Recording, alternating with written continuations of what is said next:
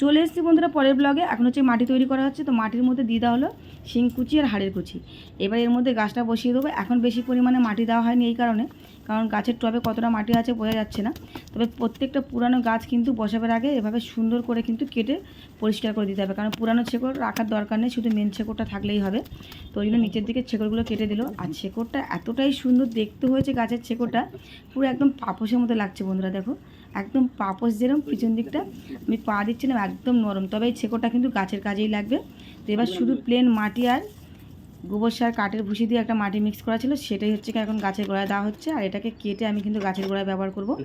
এটা কিন্তু গাছের গোড়াতে দিয়ে দিলে কি হবে, গাছের গোড়ায় যে জল দেওয়ার পরে চড়া পড়ে যায়, একদম শক্ত হয়ে যায়, সেটা কিন্তু হবে না, জমেও যাবে না।